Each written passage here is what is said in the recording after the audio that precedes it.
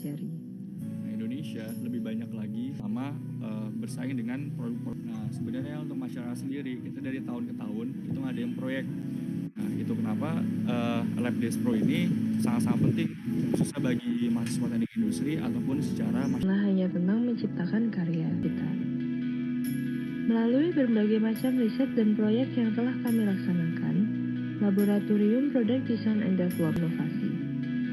Karena kami percaya, desain harus berguna untuk semua. Product Design and Development Laboratory, where innovation becomes action.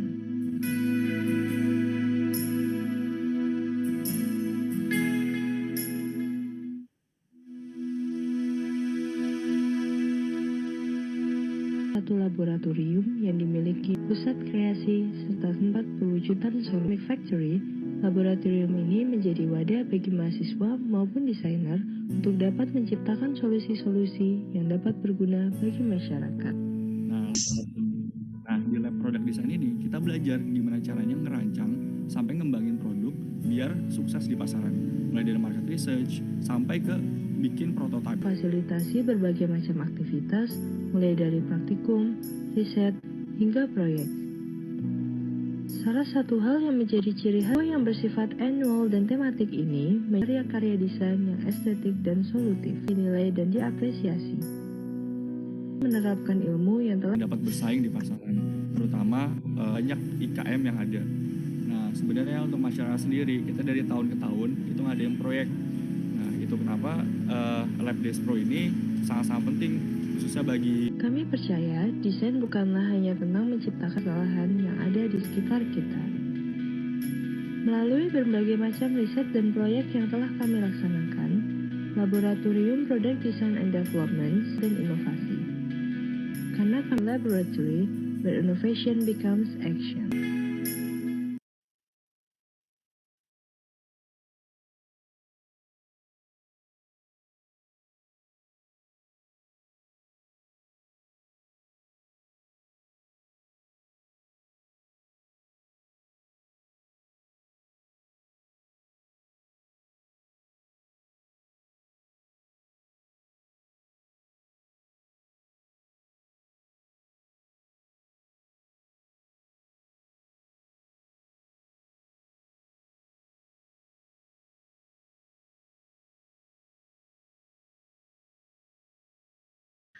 Oke, halo semuanya. Selamat pagi dan selamat datang di acara workshop series Escalating the Sustainability of Small and Medium Enterprises during Pandemic COVID-19 yang diselenggarakan oleh Laboratorium Desain dan Pengembangan Produk UGM. Sebelumnya kami ucapkan terima kasih yang sebesar-besarnya kepada teman-teman karena sudah berkenan untuk hadir pada acara pagi hari ini. Sebelumnya lagi, perkenalkan nama saya Kalisa dan teman saya Zuhdi. Kami selaku MC akan memandu jalannya acara pada pagi hari ini. Workshop series kali ini akan mengangkat topik meningkatkan penjualan produk usaha kecil dan menengah di tengah pandemi COVID-19 yang diselenggarakan oleh Laboratorium Desain dan Pengembangan Produk UGM. Sebagai bentuk pengabdian dari kami untuk membagikan ilmu kepada teman-teman sekalian dalam mengetahui, memahami, dan mungkin dapat memberikan insight Pada acara, izinkan kami selaku MC untuk memperkenalkan Laboratorium Desain dan Pengembangan Produk UGM.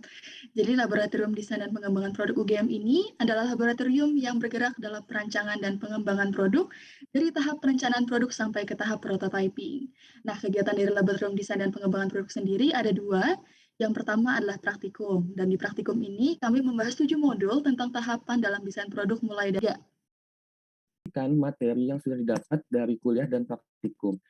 Di akhir semester perancangan dan di akhir semester mata kuliah perancangan dan pengembangan produk, teman-teman peserta praktikum akan mengadakan expo yang bertemakan tema yang sudah ditentukan oleh sebelumnya secara berkelompok dengan mengerjakan milestone tiap pekannya. Desain dan Pengembangan Produk UGM. Nah, semua kegiatannya kami lakukan mulai dari aktivitas praktikum sampai dengan expo. Dan mungkin kita cukup ya perkenalannya, dan jika teman-teman ingin tahu lebih lanjut, bisa cek Instagram kami di @desprolabugm. Tentuan bagi nama sesuai RSVP. Yang kedua, mengikuti acara hingga selesai. Yang ketiga, mematikan mikrofon saat tidak berbicara. Yang keempat, menyalakan kamera dan menggunakan virtual background yang telah disediakan panitia. Dan yang terakhir adalah silahkan bertanya di Slido. Kalau bisa jangan anonimus. Untuk linknya bisa diakses di chat atau link yang terlihat di layar. Ada sambutan oleh Kepala Laboratorium Desain dan Pengembangan Produk, kemudian ada perkenalan pembicara, workshop, kemudian tanya jawab, kemudian foto bersama, dan yang terakhir penutupan. Setelah itu, kami ingin memberikan informasi juga bahwa akan ada sertifikat bagi teman-teman peserta yang mengikuti webinar ini. Email untuk sertifikat bisa disubmit melalui link form feedback acara yang akan kami berikan di akhir sesi penutupan. Jangan lupa juga untuk mengisi feedbacknya. Jadi pastikan teman-teman ikuti sampai akhir ya. Oke, sebelum kita masuk ke sesi utama acara pada pagi hari ini, mari kita dengarkan dulu sepatah dua patah kata dari Kepala Laboratorium Desain dan Pengembangan Produk UGM. Kepada Pak Alfa Edi Tontowi, waktu sudah tepat, kami persilakan. Ya, terima kasih. Selamat pagi teman-teman semua, ini para pelaku UKM ya, pelaku UMKM. Selamat pagi. Dari mengapresiasi ini teman-teman yang sudah menyiapkan, ini teman-teman lab yang sudah menyiapkan untuk bisa berkontribusi dengan situasi pandemi seperti ini, sehingga UMKM kita harapannya bisa survive ya. Nah, teman-teman UMKM yang berbahagia pada pagi hari ini, kita tahu ya di Indonesia itu sekarang itu 20 negara itu memiliki GDP yang terbesar. Indonesia itu nomor 13. Tetapi di sisi lain itu kita masih menyisakan ada sekitar 26 jutaan ya, 26 jutaan penduduk Indonesia itu masih berkategori miskin. Nah, salah satu upaya yang penting yang bisa mempercepat pengentasan kemiskinan di antara 26 juta penduduk Indonesia.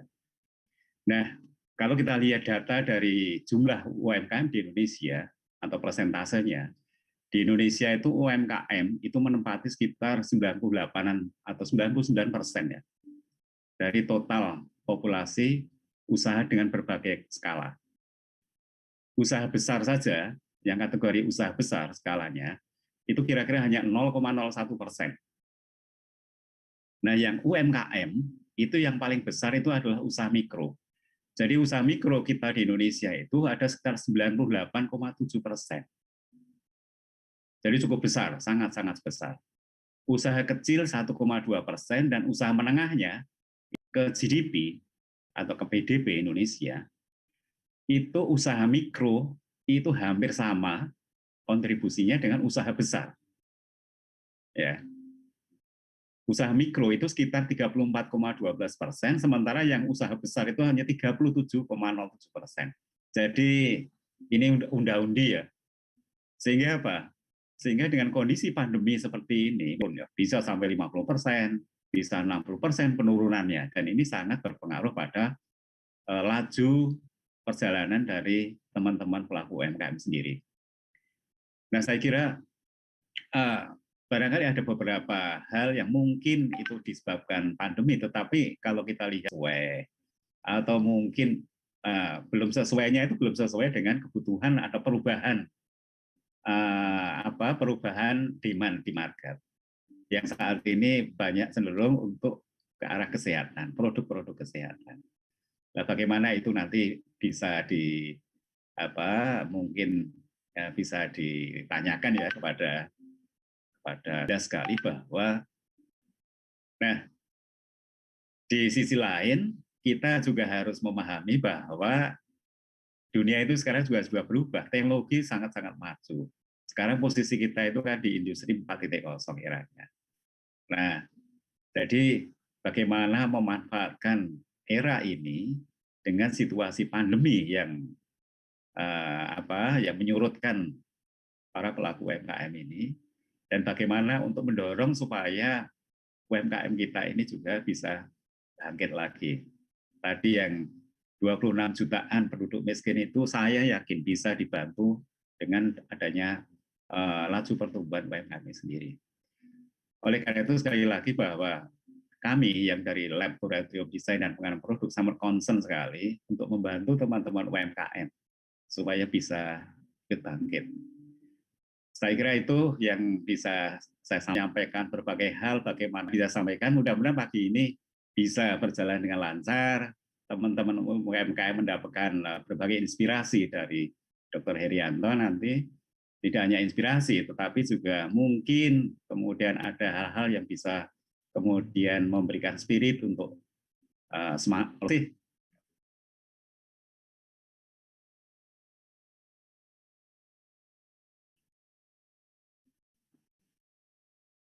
Ya, saya kembalikan ke Kalisa. Silakan Kalisa. Terima kasih kepada Pak. Prof. Alfa Edi. Masuk ke pemaparan materi, izinkan saya membacakan dulu CV dari Pak Herianto. Jadi Pak Herianto inilah dosen Departemen Teknik Mesin dan Industri Universitas Gadjah Mada yang juga menjadi founder PT Sentra Teknologi Indonesia dan juga Haltech. Beliau juga merupakan pelopor 3D printer di Indonesia serta pembimbing PKM Kewirausahaan UGM. Luar biasa sekali ya pembicara kita pada pagi hari ini. Baik, mungkin udah pada nggak sabar untuk dengerin pemaparan dari Pak Herianto. Kepada Pak Haryanto, waktu dan tempat kami persilahkan. Ya, terima kasih Kalisa dan moderator ya Mas Sudi ya. Namanya sedikit gambaran ya, cara sharing, berbagi ya. Kata kuncinya adalah Despro ingin berbagi kepada UMKM, berbagi kepada mahasiswa juga. Jadi intinya no one knows everything but everyone knows something ya. Jadi saya berharap ada di mahasiswa, kalau ada mahasiswa juga tolong pedulilah bahwa di sekitar kita itu ada UMKM yang tadi disebut oleh Prof. Alfa, UMKM, IKM yang sangat luar biasa ya. Jadi jangan sampai kita lupa ya terhadap UMKM. Begitu juga dengan UMKM, IKM ya. Mohon tolonglah mainlah ke Lab Despro UGM nggih, Prof. Alfa kita datang. One stop solution for design, product design and development. Jadi nggak usah khawatir, kita bukan menara gading, datanglah lihat. Ya kalau ada, jangan-jangan ada teknologi yang kami punya, tapi kami nggak tahu ternyata dibutuhkan. Itu mungkin sedikit pendahuluan. Ya nanti saya akan coba, karena ini ya baru mulai ya, entah berapapun ya. Terima kasih kepada adik-adik mahasiswa ya, tim Despro yang luar biasa. Ini series ya, jadi saya tidak akan banyak ya. Jadi mungkin ini awal ya. Semoga awal ini akan menjadi semuanya ya media partner ya. Di sini jelas UGM, Lab Despro, UKE, UMKM, Info UKM dan semoga ke depan akan semakin banyak lagi. Ya. Jadi ini saya silakan cek juga untuk apa namanya website saya dan yang jelas saya Prof. Alfa itu di Center for Additive Manufacturing ya. Jadi selain ya itu salah satu aja ya. Jadi salah satu bahwa Lab Despro itu menghasilkan IKM dan semuanya. Tapi sebelumnya saya akan peserta ya atau siapapun yang nanti mungkin lihat di YouTube bahwa wah perusahaan saya kan udah gede, udah hebat, ngapain ikut-ikut seperti ini ya. Kita nggak perlu seperti itu, mari kita belajar dari pengalaman. Jas merah jangan sekali-kali melupakan sejarah. Saya setelkan sebuah video sebagai pendahuluan. Tidak ada satu orang pun yang dapat memprediksi sebuah masa depan dengan pasti. Masa depan adalah sebuah misteri yang tentu memiliki rahasia tersendiri. Mari bersama belajar dari kegagalan perusahaan besar bernama Nokia. Ini Nokia ya. Perlu kita ketahui, siapa yang menang hari ini belum tentu menang di masa depan. Dan siapa yang senang hari ini belum tentu juga berbahagia di hari kemudian. Mungkin inilah yang terjadi pada sebuah perusahaan bernama Nokia. Serta semuanya ya, kita harus belajar untuk main game. Semua mas counter nyuruhnya beli Nokia pokoknya. Nokia didirikan pada tahun 1865 di Finlandia. Perjuangan panjangnya lebih dari 100 tahun dinyatakan selesai ketika pada tahun 2013 bertekuk lutut di tangan Microsoft. Nanti dari Nokia kita akan belajar bagaimana pentingnya desain dan pengembangan produk. Itulah ya. Lagi menjadi perusahaan telepon sama pada saat menjadi perusahaan telepon seluler. Perusahaan untung besar dengan nominal 391 triliun rupiah per tahun. Petaka datang bagi Nokia ketika transformasi yang ketiga, yaitu era ponsel pintar. Pada tahun 2007, Apple mengumumkan iPhone pertamanya, yang kemudian pada tahun 2008 disusul dengan rilisnya Android oleh Google. Padahal sebelum itu, bersama dengan BlackBerry, mereka adalah dua ya. Bahkan menurut survei yang dilakukan Jia dan Yin dalam jurnalnya Analisis Penurunan Nokia dari Perspektif Pemasaran, bahwa saat itu pengguna Nokia akan beranjak mengganti ponsel mereka dengan Samsung, yaitu sebanyak 35%, Apple 16%, Huawei 14%, dan sisanya ponsel lain. Sedangkan pengguna yang memilih bertahan hanya pada angka 6%. Nokia makin kalap. Menurut Puji Astuti, studi tahun 2014, laba Nokia turun drastis dalam rentan waktu 2007 hingga ke 2011, sehingga menyebabkan rasio ROI dan ROA-nya berubah dari yang semula positif di tahun 2007 menjadi negatif di tahun 2011. Dalam sebuah jurnal lain karya Balodia dan Profesor Sagotia, setidaknya ada 7 hal yang menyebabkan kegagalan perusahaan Nokia. Yang pertama, Nokia tidak bergerak cepat. Ketika Apple sudah memperkenalkan layar sentuh di iPhone pada tahun 2007 dan juga ekspansi Samsung yang bertaruh dengan Android, Nokia nyaris tidak melakukan lompatan besar. Mereka bertahan dengan OS Symbian yang memang telah memberikan hasil besar dalam waktu yang lama untuk mereka. Kedua, mereka terlalu puas diri. Sebagai pemimpin pasar lebih dari 1 dekade, Nokia sebagai raja ponsel waktu itu. Alasan ketiga, kurangnya inovasi produk. Ketika Samsung mengeluarkan seri terbarunya hampir setiap tahun, Nokia masih mengandalkan ponsel seluler lamanya. Bahkan ponsel tersebut sama Lumia atau Microsoft. Symbian dan kesalahan sebuah keputusan. Symbian tidak benar-benar diterima pasar karena Symbian adalah sistem yang tertutup, di mana tidak memberikan celah bagi para pengembang untuk masuk ke sistem yang ada di dalam Nokia. Hal ini yang menjadi pembeda terutama dengan Android. Lompatan besar perbedaan dengan pesaingnya. Pemilihan ini justru bertolak belakang dengan keinginan. Kondisi perusahaan yang sedang turun, ditambah kenyataan bahwa Windows Phone merupakan OS baru, produk mereka lagi-lagi tidak dilirik oleh pasar. Alasan yang kelima, Nokia termasuk lamban menyenangkan konsumen di keinginan pasar dengan cara mengembangkan aplikasi-aplikasi yang berguna dan cepat dalam rangka menyenangkan konsumen. Ini yang tidak dilakukan oleh Nokia. Nyaris mereka berfokus pada hardware saat itu. Alasan keenam dan paling berpengaruh, Nokia kehilangan semua pangsa pasarnya. Ketika sudah untuk kalangan menengah ke bawah perlu diperhatikan dengan seksama. Tekanan di pangsa pasar ini datang dari merek-merek baru di zaman itu, sebut saja HTC, Huawei, dan ZTE. Nokia lupa menyadarinya dan kehilangan keduanya. Alasan yang ketujuh, Nokia gagal menonjolkan produknya di kelas flagship. Seperti yang kita ketahui, Samsung sangat berhasil dengan jajaran Galaxy seri S-nya. Kemudian Apple berhasil dengan jajaran iPhone-nya. Sedangkan Nokia, mereka gagal menonjolkan seri yang menjadi andalan mereka. Dari ketujuh alasan tadi, apa sih yang bisa kita ambil dari kegagalan Nokia ini? Yang pertama, jangan melawan perubahan. Banyak situasi yang mengharuskan adanya perubahan. Kita tidak bisa stagnan ketika perubahan itu diinginkan oleh konsumen. Kemudian yang kedua, tangkaplah setiap peluang, lakukan dan manfaatkan sebaik mungkin. Nokia berpeluang saat itu milih Android, tetapi kesempatan itu dilewatkan dan berjudi dengan Windows Phone. Iklim yang kompetitif memaksa adanya inovasi-inovasi terbaru, tidak berfokus hanya pada pengembangan perangkat keras. Dan yang terakhir, jika Anda adalah penguasa pasar, Anda harus mempertahankan posisi, layaknya bermain sepak bola, menyerang dan bertahanlah secara seimbang. 5 menit yang kita habiskan seakan-akan kita sudah 5 tahun lebih kita belajar tentang bisnis ya, luar biasa. Jadi itulah manfaatnya dari inovasi. Kita harus selalu berinovasi. Kita tidak bisa menutup kalau orang lain itu melakukan perubahan, kita nggak bisa ya.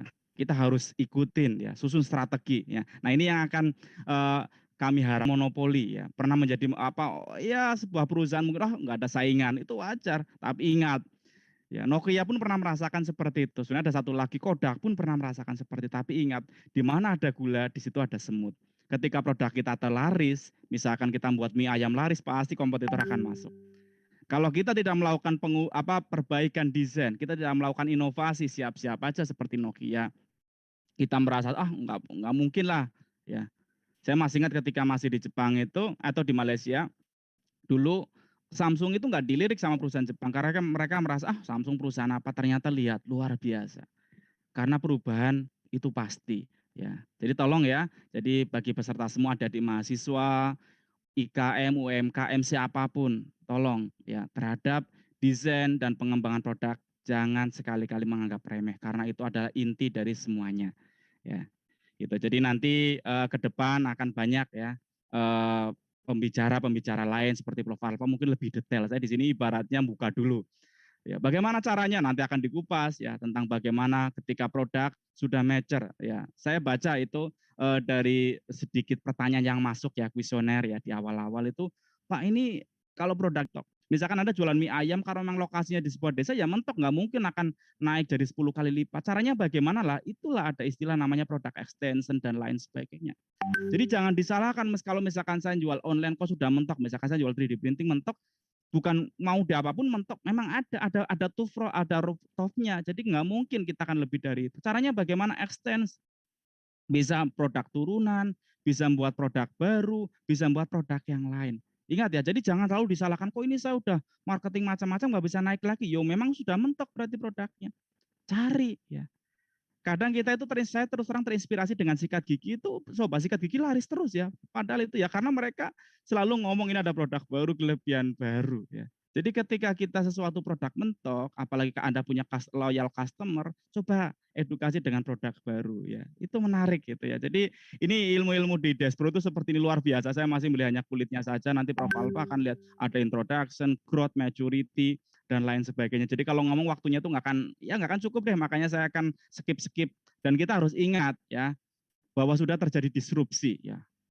Hampir 3.000 pekerjaan itu hilang, tetapi ingat 19.000 pekerjaan muncul. Dulu nggak ada yang, kita harus tahu agriculture berkurang. Ya bagaimana caranya ya kita ya sudah lihat manufaktur masih stabil.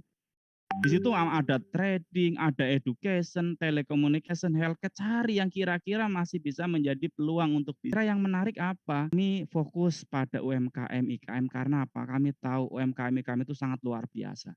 Di saat krisis 98, UMKM, IKM itu yang luar biasa, terus kuat. Sekarang juga kelihatan banget, makanya Despro itu punya sebuah misi yang mulia, yaitu ingin bagaimana UMKM itu bangkit. Riset-risetnya Prof. Alfa membuat social engineering dan lain sebagainya itu dalam rangka apa? Dalam rangka bagaimana sih masa UMKM nggak bisa bangkit? Kalau saya nyebutnya dengan teori gerilya, kita itu kalau UMKM bagus, gerilya kan dari Indonesia, itu Indonesia itu akan coba. Biarkan di luar sana perusahaan gede-gede yang kuat, Indonesia kita bermain dengan UMKM. Bukan menafikan artinya nggak usah perusahaan besar, bukan. Kita mulailah dari yang ada di sekitar kita. Apa namanya rencana dari pertama ini sengaja open aja ya kita, karena kita masih open kira-kira butuhnya apa, karena kami juga belum tahu ya. Saya coba cari ya, mungkin kita lihat kenapa sih ada apa dengan UMKM ya, kita lihat ya.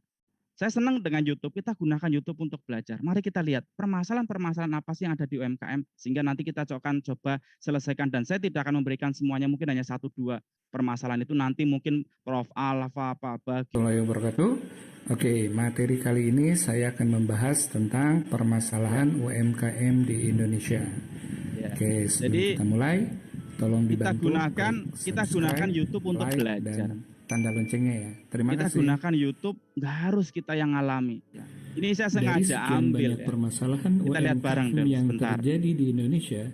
Beberapa permasalahan berikut ini yang paling sering terjadi. Namun, jangan Anda jadikan permasalahan ini sebagai penghalang, melainkan sebuah tantangan yang harus dilalui demi kelangsungan usaha Anda sendiri. Apa saja permasalahannya? Let's check it out. Minimnya Singkat aja ya. Jadi di sini tuh ada 6, ada 7 ya. Jadi minimnya modal, distribusi yang tidak tepat, pengelolaan uang ya. Jadi saya akan singkat aja biar waktunya lebih banyak. Jadi yang mungkin sedikit kita. Jadi saya tidak akan menyelesaikan semuanya, tapi minimal 1 ya. Kalau kita gunakan Pareto 1, tetapi itu insya Allah dampaknya akan besar ya. Kurangnya inovasi ya. Terus yang selanjutnya adalah memaksimalkan pemasaran online, sehingga ada pertanyaan juga, apakah online itu paling tepat? Ya bisa tidak, tergantung dari produk kita. Karena tidak semuanya mungkin di online kan. Saya selalu berpesan ketika ngajar di kelas, kita harus tahu, dan itu di dashboard dipelajari, kita harus tahu produk-produk mana ya. Dan kita harus tahu, jadi jangan latah lah ketika orang online semuanya. Ya. Terus ya kalau dari video ini pembukuan ya, nanti mungkin lain waktu ya.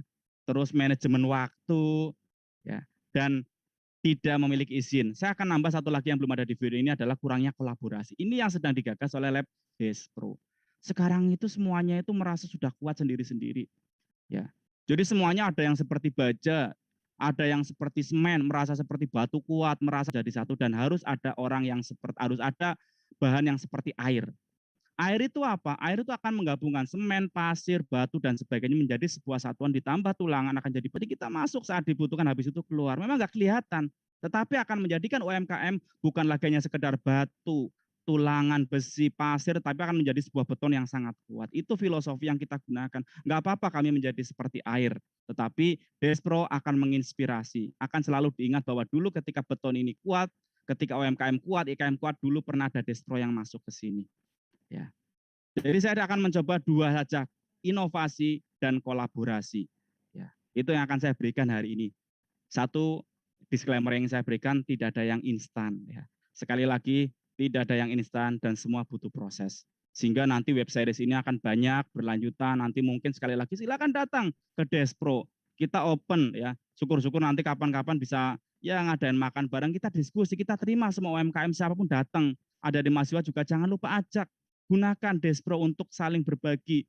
Ya, jadikan Despro UGM sebagai one stop solution for design and development product. Silahkan datang ngobrol di sana. Ya, kalau di Amerika ada Silicon Valley, silahkan Despro untuk diskusi. Itu mimpi kami agar ilmu kami bukan seperti hanya menara gading, tetapi menjadi seperti menara air yang bisa mengaliri semuanya.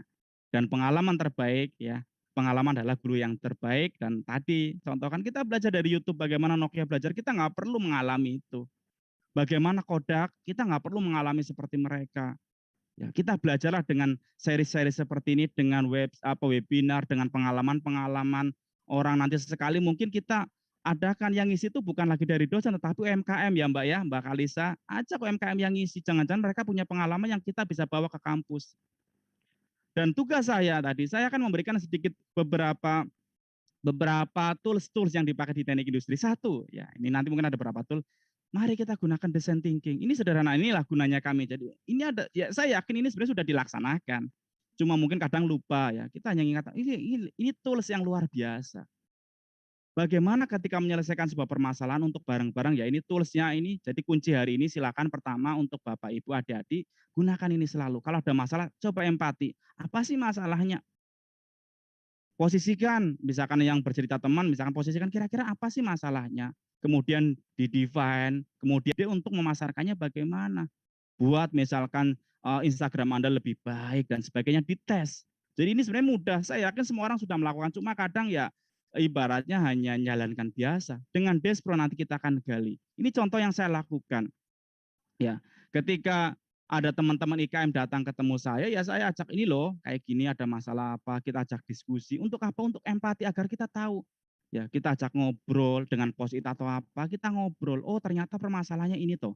Oh, IKM itu ternyata ada permasalahan yang tadi 8 itu. Oh, ternyata masalahnya itu di sini kurang kolaborasi mungkin. Merasa tertutup. Jadi ketika ada kampus datang seolah-olah mungkin ya, tetapi tidak, ayo kita buka semuanya. Sehingga budaya-budaya ini tadi, ayo kita diskusi, ada di mahasiswa nanti kita berdaya. Contoh tadi yang saya katakan, kemudian tadi mereka sudah mulai permasalahan generasi ke depan sama seperti pertanian, nggak ada kebingungan siapa yang akan ngecor dan sebagainya, sehingga otomasi diperlukan. Terus produk desainnya mereka merasa produk seperti ini saja dikembangkan ya. Ini contoh-contoh, ini stepnya ya. Jadi saya akan percepat saja step-stepnya dengan ide. Kita buat idenya. Jadi misalkan ada permasalahan apa, coba deh. Oh kayak gini. Oke, coba kita buat dengan Instagram seperti apa. Oh masih kurang nendang. Oke, masuk misalkan jaringan ads di Instagram atau apa. Itu contoh ketika permasalahannya dalam bidang pemasaran ya. Ketika permasalahan dalam bidang produk, coba jangan, kenapa sih produk saya kayaknya bagus belum laku. Jangan-jangan memang itu bukan need-nya customer, itu hanya keinginan kita ya merasa ini bagus ya. Sehingga kalau di teknik industri di produk design selalu ingat antara need dan want ya. Jangan-jangan itu bukan need-nya, masih belum sesuai, prototyping, dan terakhir adalah dites. Ketika kita menjalankan ini semua, ini salah satu tool yang sering dipakai di teknik industri, terutama di produk desain, kita akan enak. Ketika ada permasalahan yang sudah diajukan lewat Google Form atau apa, Anda coba selesaikan dengan cara seperti ini. Sehingga ketika datang ada permasalahan, coba cari dulu apa sih permasalahannya. Dan ingat, tidak ada yang instan, tidak ada cara yang sama untuk menyelesaikan permasalahan yang berbeda. Ya. Kalau dari dulu kewirausahaan atau apa itu bisa diformulasikan, banyak orang misalkan jual buku dan itu sukses, belum tentu. Sukses di A belum tentu sukses di B. Sehingga yang saya sampaikan juga pengalaman pengalaman kami dari Lab Despro bisa jadi sukses di kami belum tentu sukses di Bapak Ibu. Kalau semuanya itu mudah, nanti tinggal cloning. Inilah menariknya di produk terus untuk berkolaborasi, berinovasi. Nah, bagaimana ya waktunya? Syukur kita udah ya Anda semua yang UKM misalkan yang datang sudah ya mungkin sudah tahunan, puluhan tahun. Saya kemarin ngobrol sama IKM juga sudah ada yang generasi ketiga. Jadi tetap bersyukurlah ya, syukur sebuah nikmat yang telah kita dapatkan sebelumnya. Jadi meskipun sekarang agak hambatan dan sebagainya, oke lah, tetap disyukuri. Tapi ingat, new normal serba baru. Tidak ada cara yang sama untuk memperoleh hasil yang berbeda. Lihat, bagaimana Pizza aja turun ke jalan gitu loh ya. Sebuah Pizza Hut, sebuah perusahaan yang gede, mereka akhirnya ya karena mereka bagaimana biar survive. Ya. Kalau saya, Anda atau apa yang Pizza Hut tidak lagi harus duduk di tempatnya, turun ke jalan karena apa? Ya mereka mau tidak mau harus hidup. Jadi dengan adanya pandemi ini memang luar biasa, bukan lagi mungkin sensasinya berbeda. Ya. Kita harus belajar ini semua. Inilah di produk design itu senangnya di sini. Kita lihat ide-ide terobosan-terobosan di luar sana. Nanti akan saya contohkan ke yang IKM. Ya. Kan sekarang sudah banyak. Jadi kalau ada bisnis nggak laku atau apa, kita naik bisnya itu untuk misalkan untuk diskusi atau apa. Jadi ke depan itu webinar di dalam bis itu bisa jadi kan untuk biar bisnya jalan, kita pikirkan bareng. Itu contoh ya. Jadi sekali lagi ingat, enggak ada cara yang sama. Silakan sesuaikan dengan IKM, produk Bapak Ibu semua ada di mahasiswa, pikirkan. Ya, yang penting apa? Kita harus menjaga pola pikir bertumbuh. Pola pikir selalu enggak ada cara yang sama deh. Ya, saya dengan pola pikir yang untuk terus tumbuh. Dan ingat, ketika kita membuat produk itu, ya ini saya senangnya kalau belajar di produk design itu, produk itu bukan sekedar emosional, di situ ada rasional ya. Kadang kita ya kalau kita ngomongnya rasional ya ini 1 kilo dan sebagainya, tapi kadang dijual itu dengan mungkin ada di mahasiswa ya, saya bolak-balik kadang ke mahasiswa, kadang ngomong ke KM, produk mahal belum tentu nggak laku. Tas-tas, lihat tas Louis Vuitton atau apa, kadang malah laku karena produk ini karena murah enggak. Jadi nggak usah khawatir mahal. Ya. Yang penting apa, produk kita memang punya value, produk kita punya sesuatu yang bisa ya dibanggakan. Ya. Bagaimana sih menerka peluang di era new normal? Ini slide ini saya dapatkan ya dari tim saya ya alumni teknik industri juga ya. Kita harus tahu dulu apakah konsumen kita itu terdampak COVID atau tidak. Kita juga harus tahu. Jadi kalau misalkan sekarang yang ikut rata-rata, oh ini kok berkurang ya. Jika tidak, yang tadinya ini contoh ya, ini contoh nyata misalkan, yang tadinya santap di tempat, dikirim atau dibuat frozen, ini contoh. Ini contoh, ini hanya contoh dan nggak bisa ditiru, bisa tidak, terserah ya. Yang ingin saya sampaikan selalu adalah konsepnya. Ya, bagaimana yang tadinya makan di tempat, ya karena omset turun, karena nggak bisa datang, ini kan masalah. Padahal mereka pengen tetap makan ya, dibuat frozen, dibuat dikirim, delivery atau yang lain. Datangi mereka, caranya bagaimana? Nah, jadi mereka tuh nggak mau berhenti. Lihat loh ya, orang nggak mau datang, datangi ya. Dan saya lihat di dekat rumah ada seperti ini ya. Kalau saya mau ke kampus sering, ini kan luar biasa idenya. Mereka tuh benar-benar spiritnya luar biasa. Kalau kita belajar dari perang gerilya, itu kita harus gunakan teknologi perang gerilya untuk bisnis, untuk manajemen ya, manajemen di Indonesia. Ini lihat, dikit-dikit kecil, tapi kan kalau Anda punya 100 gerobak seperti ini, bayangkan orang hidup. Ya. Cari. Jika terdampak bagaimana? Ini contoh, ini kasusnya ini tim saya kebetulan saya juga mendampingi juga, ini adalah mereka tuh di produk-produknya ya kayak dokter gigi itu mereka luar biasa. Ya. Tidak ada praktek, tidak ada income, online apa konsultasi. Jadi ya caranya tadi berubah. Ada telemedicine, ada yang memberikan konsultasi, webinar. Intinya sudah siap-siap gitu kan. Tetapi kayak tadi lihat, pizza turun jalan, bioskop caranya berbeda, minum kopi pakai bis dan sebagainya. Ketika konsep-konsep akan selalu survive. Ya, mari kita gunakan spirit itu. Observasi lingkungan ya. Misalkan geser ya produk Anda, wah ini berubah nih, lihat kira-kira apa nih, orang-orang di rumah sekarang mulai jenuh, anak-anak mulai jenuh. Ya. Ya. Cari sesuatu yang mungkin belum kepikirkan atau mungkin sudah dilakukan oleh orang lain ya. Jadi ada pertanyaan yang masuk ya. Apakah kita ngikutin yang sudah ada di pasaran atau kita buat produk? Dua-duanya nggak salah. Ya, kalau Anda bisa jadi follower, salah juga asal Anda yakin. Itu ya. Ini contohnya ya. Jadi ketika ini nyambung ke pertanyaan yang tadi. Kalau ada misalkan ini perusahaan ini sudah ada. Oh ini lagi bagus nih. Kalau Anda hanya ngikuti yang merah ini ya Anda nggak bisa apa-apa. Ya kayak tadi kalau Samsung caranya ngikutin Nokia dengan Symbian dan macam-macam, dia tertinggal terus. Dia berani berubah, biarkan itu, tetapi dia bermain dengan Android. Strategi saya belajar banyak ini dari Pak Bagio. Terima kasih yang sudah mengenalkan saya ini. luar biasa, kadang sederhana gini, tapi konsep penerjemahannya tuh luar biasa. Ketika kita punya, sehingga meskipun apa, saya tahu gitu. Jadi buat sesuatu yang berbeda. Nggak usah khawatir. Ya.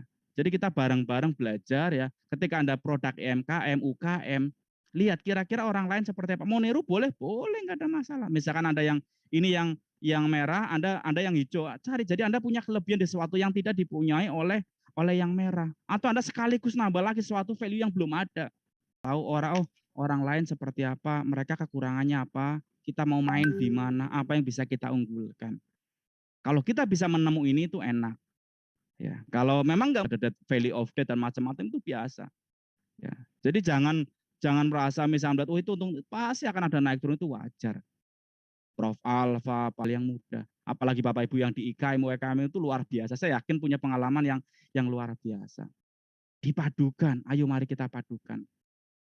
Bagaimana kita menerka, bagaimana kita membuat produk yang unit, maaf ya. Ingat, desain produk. Yang kedua, kita juga lihat pasarnya. Kira-kira ini setelah pandemi apa?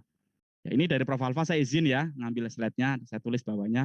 Ya, jadi kan kadang ada yang bertanya juga nih, saya senang ya ada pertanyaan. Jadi buat ide itu bagaimana? Ide itu ya ini seperti yang slide-nya Prof Alfa. Ide awal itu udah ada scatter di mana-mana. Kayak saya katakan tadi, saya ngambil dari YouTube, dari apa itu mudah digabungkan. Tugas kita itu adalah kreatif dan inovatif.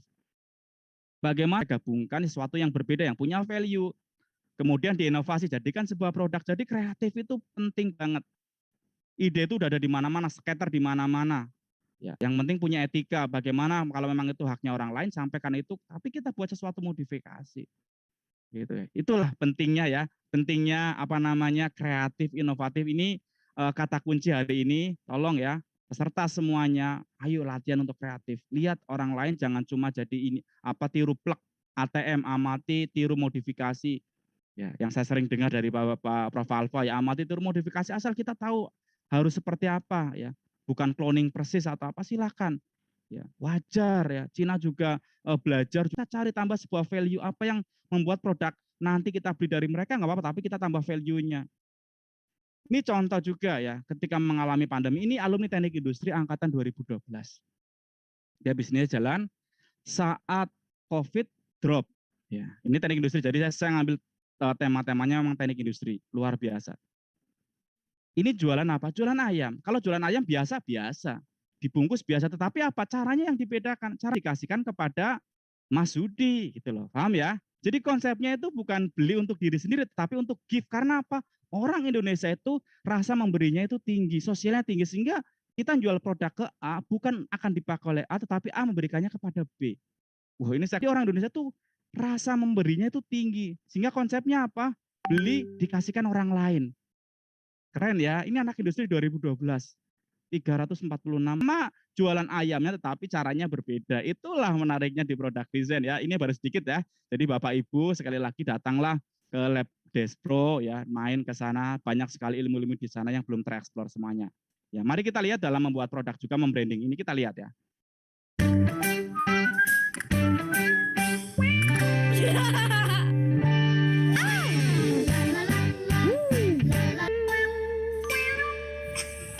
Ayo tumbuh tinggi sejak dini. Hylosco, susu tinggi kalsium dan zinc serta rendah lemak yang enak. Bantu kita tumbuh ke atas, gak ke samping. Jadi ketika ada sebuah produk di sekitar Anda yang dia sudah membranding, oh Hylo itu tinggi ya. Ketika Anda punya produk yang sama-sama produknya susu, ya jangan di branding sama dengan itu. Buat branding yang lain, lihat. Suatu hari Bunda ada seekor kelinci sama lebahnya gayam. Gitu. Kelincinya digigit. Terus kelincinya gimana? Berubah jadi besar kayak balon, tapi banyak bulunya. Nutrisi penting lainnya. SGM Explore, jadikan dunia Lihat sahabatnya. Ya. Jadi ketika SGM tahu, ketika sudah ada Hylo yang main, dia ngomong kalau minum Hylo tinggi, SGM tidak namain di situ, dia bermain bahwa ketika minum SGM itu orang anaknya jadi kreatif dan sebagainya. Lihat ya, oh ini ciloknya seperti ini, Anda buat ciloknya yang lain. Jangan sama gitu loh. Kalau sama ya siap-siap, apalagi yang Anda tiru tuh dia pionir di produk itu, ya Anda akan kalah. Samsung tahu pionir di Nokia di Symbian, dia main di Android agar beda, ternyata malah sukses. Tolong main ke Despro. ya. Bagaimana SGM dengan Hilo itu di branding? Kita lihat mobil juga. Ya. Ya. Kita sering ya, maaf, dengar antara Xenia dengan Avanza. Dua itu di branding berbangga.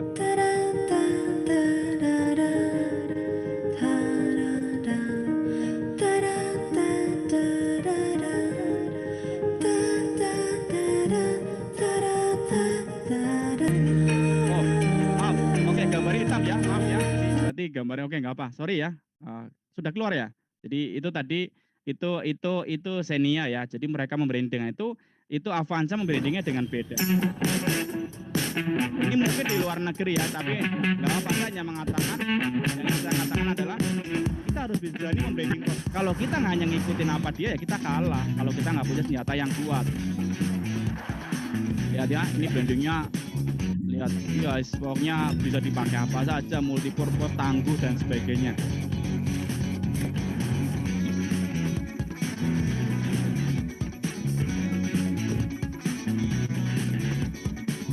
Jadi kalau kita punya feeling sendiri, orang beli apa SGM punya feeling sendiri. People buy a feeling, ya kadang not product. Ini juga penting, tapi tidak selamanya ya. Jadi pasti akan. Jadi kadang kenapa saya beli ke sana? Oh, inilah ya. Kenapa saya beli di sini? Kita tuh banyak sekali. Kalau Anda nggak boleh nyerah, kita nggak boleh nyerah. Lihat orang jualan nasi apa namanya pinggir jalan itu loh, apa pecel lele itu aja banyak sekali laku semua karena mereka itu punya feeling masing-masing, sebuah desainer yang baik untuk produk-produk kita. Biarkan orang lain niru juga nggak apa-apa. Kita akan punya customer-customer yang mungkin loyal dengan kita, kelebihan kita entah servisnya. Oh kalau beli di sana itu luar biasa. Kalau datang ke Despro itu luar biasa misalkan. Ya. Ini salah satu tambahan, jadi saya nggak akan ngomong banyak ini ya. Jadi unspoken atau apa ketika kita ini nanti mungkin lain waktu ya, bahwa kita harus juga amati bahwa kadang ada customer yang nggak ngomong butuhnya apa. Kalau kita bisa mendapatkan itu tuh luar biasa. Itu jadi sesuatu yang luar biasa, tetapi hati-hati benar harus hitungan. Kalau apalagi produk apa IKM atau usaha kita tuh nggak ada yang ngasih dana. Saingannya misalkan dengan startup-startup yang dikasih uang lebih itu luar biasa. Kita harus melakukan modifikasi. Apa yang harus kita lakukan? Ya, ini slide-slide terakhir ya. Jadi waktunya 40 menitan aja nggak apa-apa ya. Di sebelah kiri. Mahasiswa ada, lab ada, dosen ada, IKM ada, tetapi scatter. Ya, coba kita bergeser ke tengah sedikit sudah lebih bagus. Dan saya berharap, Prof. Alfa berharap, Lab Despro berharap, ayo kolaborasi. Mempertemukan ilmu-ilmu yang sudah ada di kampus, jangan sampai menjadi menara gading. Ayo, butuhnya apa? Sampaikan. Dari teman-teman mahasiswa juga punya empati. Lihat sesekali datang ke MKM, ya mereka ada masalah apa, butuhnya apa, perlu diapakan, ya itu ya. Sehingga tadi ini singkat ya. Saya coba memberikan singkat ya. Karena apa? Karena ini berharap bisa menjadi series dan nanti syukur-syukur ya tim-tim mahasiswa, ya Prof. Alfa dan dosen-dosen yang lain yang sangat luar biasa ya. Semoga Despro bisa menginspirasi ya, bisa membuat yang tadinya gambar ada scatter sebelah kiri menjadi mengorkestra menjadi sebuah kekuatannya. Ya, itu mungkin ya dari saya bahwa idea are chips, execution is everything. Ya. Saya bisa memberikan kayak gini itu ya ide-ide Pak Alfa memberikan ide itu banyak, tapi silakan Anda mau eksekusi atau enggak. Teori penting, dapat tetapi execution is everything. Jadi tolong, kalau dalam dunia bisnis, dalam dunia desain atau apa harus dicoba. Kenapa? Karena nanti nggak usah khawatir. Ternyata setelah dites salah, ulangi lagi aja. Ingat selalu konsep design thinking, ulangi lagi. Karena di situ akan ada plan, do, check, action dan sebagainya. Ya, selamat bertumbuh dan salam tangguh. Terima kasih. Ya, saya hanya menggunakan waktu 43 menit. Assalamualaikum warahmatullahi wabarakatuh. Waalaikumsalam warahmatullahi wabarakatuh. Wah, bermanfaat sekali ya teman-teman. Terima kasih Pak Herianto atas ilmu-ilmu hebatnya dan izinkan saya merangkum beberapa poin yang disebutkan. Yang pertama, apabila kita sudah mentok mencoba marketing untuk produk yang kita jual, bisa seperti extension produk atau inovasi baru. Setelah itu yang kedua, ada 6 masalah yang seringkali dihadapi UMKM. Minimnya modal, distribusi yang tidak tepat, pengelolaan tidak efisien, belum memaksimalkan pemasaran online, pembukuan manual, manajemen waktu, dan tidak memiliki izin. Sehingga hal ini sebagai pemilik UMKM harus berhati-hati terhadap 6 masalah tersebut. Nah, kemudian ada salah satu permasalahan di UMKM adalah kurangnya inovasi dan kolaborasi, dan tidak semua produk itu bisa dijual di marketplace, channel, atau bagaimana cara menjual produk kita, itu adalah salah satu hal krusial dalam pemasaran UMKM yang sering diabaikan. Membedakan antara keinginan pembuat produk dengan apa yang diinginkan oleh pasar atau konsumen menjadi hal yang penting dalam menentukan ide bisnis atau produk. Tentukan caranya itu dapat dengan menentukan permasalahan yang terjadi di masyarakat yang real dan menarik untuk dieksploitasi. Tidak ada hal yang instan pada proses inovasi. Kemudian disrupsi yang terjadi pada pandemi, ini akan merubah bagaimana bisnis mempertahankan marketnya dan menjadi versatile atau merubah guna produk. Dalam berinovasi adalah suatu keharusan, dan merubah konsep dari pemasaran produk tersebut adalah salah satu caranya. Dan jika mereka tidak bisa mendatangi kita, maka kita yang harus mendatangi mereka. Mungkin produk yang Anda jual sama dengan beberapa usaha lainnya. Maka cara untuk menjadi berbeda adalah dengan merubah cara branding atau pemasaran dari produk yang Anda jual. Contohnya yang sudah Pak Haryanto paparkan tadi, ada orang yang jualan ayam kepada Mbak Kale, tapi sebenarnya ayam tersebut itu dijadikan hadiah untuk aku, Zuhdi. Jadi dalam proses itu si penjual ini ingin menjadikan produk dia itu bukan sebagai produk langsung ke customer end ayam yang dikonsumsi, tapi sebagai hadiah untuk memberikan ke orang lain dari customer tersebut, seperti itu. Jadi intinya aku mengutip dari kata Prof. Alfa dan dosen-dosen di sekolah lainnya juga, innovate or die. Innovate or die itu maksudnya berarti kita harus terus inovasi atau bisnis atau mungkin produk yang sedang kita jalankan itu bisa mati atau tidak lagi dibutuhkan oleh konsumen atau kalah saing oleh kompetitor, seperti itu. Oke, mungkin kita langsung saja ke acara selanjutnya, yaitu sesi tanya jawab. Silahkan bagi teman-teman peserta yang ingin bertanya kepada Pak Haryanto, dipersilahkan untuk menuliskan pertanyaan melalui Slido yang telah disediakan di kolom chat atau ditampilkan pada layar. Jika ingin bertanya kembali atau mungkin memberikan pendapat, langsung saja.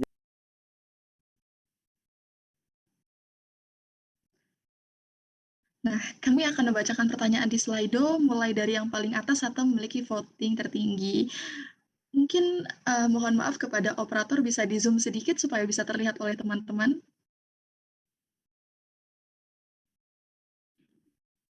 Oke, ini ada pertanyaan dari Anonim.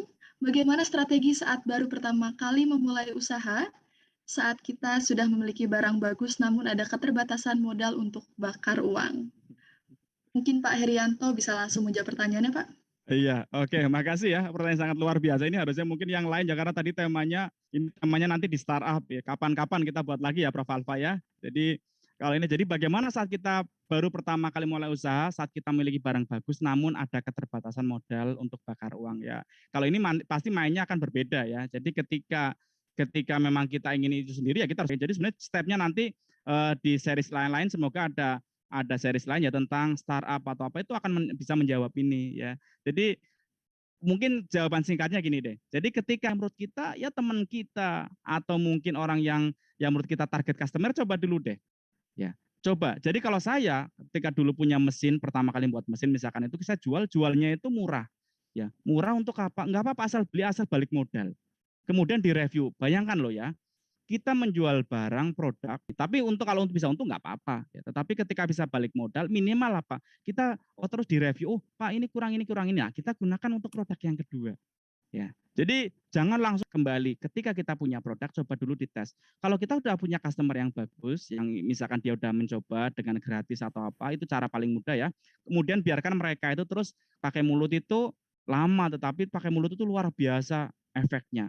Makanya hati-hati juga ketika kita itu punya customer yang misalkan kita pas salah produk atau apa di awal-awal, itu sebaiknya kita teman-teman dulu biar kalau ada masalah nggak muncul keluar dulu, minimal balik ke kita dulu.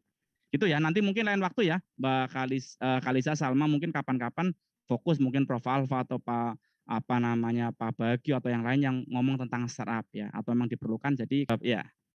Baik, terima kasih pertanyaan dan jawabannya Pak Herianto. Mungkin kita lanjut ke pertanyaan berikutnya ya Zuhdia. Benar sekali. Pertanyaan selanjutnya, bagaimana caranya agar penjualan online terlihat menarik dan membuat orang ingin membeli online shop-nya? Saya paling mudah ketika ada masalah kayak gini, ya tadi saya hanya memberi tools ya, gunakan tadi design thinking ya. Coba kalau Anda mau beli produk, coba aja kan kita nggak usah tanya orang lain ya. Coba kalau saya misalkan Anda mau beli produk kira-kira ke Tokopedia, apa yang akan Anda pikirkan pertama? Mas Yudi kira-kira apa ketika buka Tokopedia, Anda mau beli misalkan apalah pencukur jenggot misalkan, Anda kira-kira apa gitu yang akan Anda cari?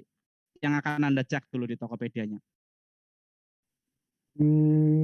Fiturnya dulu Pak. Fiturnya ya.